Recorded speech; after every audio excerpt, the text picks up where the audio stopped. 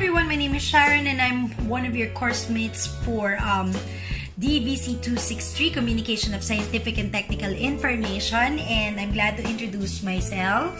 Currently, I hold the position of Executive Vice President for the Travel Depot. If you haven't heard, Travel Depot is one of the largest networks of independent travel agencies. We have about 2,000 branches, Luzon, Visayas, and Mindanao. And the reason being is we are not just a full-service travel agency. We're also a training and resource center for Filipinos who wanted to explore entrepreneurship in the travel and tourism industry. That's why match na match talaga yung DevCom sa akin, because I do believe one of the thrust of this course would be to be able to learn how to use communication to be able to help, in the field of development.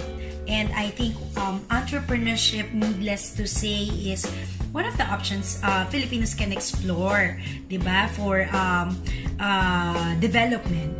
Ayan. In terms of communication of scientific and technical information, I have to admit I have little knowledge about this, pero in terms of expectation, of course, I wanted to learn more about this subject matter kasi I do believe that scientists are thoroughly trained in terms of methodologies, research, and everything, but the ability to be able to communicate, this scientific researches or developments, and I think that is something that needs to still be developed. And as far as I've learned from my research, my personal, very little research lang naman, it's one of the struggles and the challenges of a scientist. So, yung mga scientific concepts, and most especially yung mga evolution and development in terms of the scientific researches,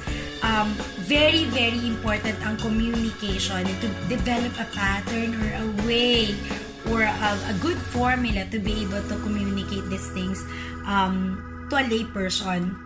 And dyan papasok talaga yung communication process. I do agree that while most scientists are very well adept in their field, to be able to communicate this thoroughly, they need people like us in the development communication field to be able to help this, I may say, not very easy skill to disseminate this information. So, congruent in combination to their expertise in the scientific field, I think this subject would help teach us communicators to also bridge that gap, into disseminating this information.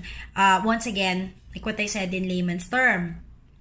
So, incorporating formal communication through this scientific research processes is, for me, crucial. And I think as development communicators, we also have to have that ability and skill. And, of course, it should begin by educating ourselves. So, that is basically very important for me in terms of, my expectations in this subject matter. So, this is gonna be my last journey. This is my last semester in Masters of Development Communication, and I do hope that in my journey for DEVC 263, I'd be able to also meet some of you, of course, online, and be able to work well with you. So, hopefully, this is gonna be a very fruitful semester for all of us. Thank you to our instructor, and I'm looking forward to a fruitful and to a flourishing semester for everyone. Thank you.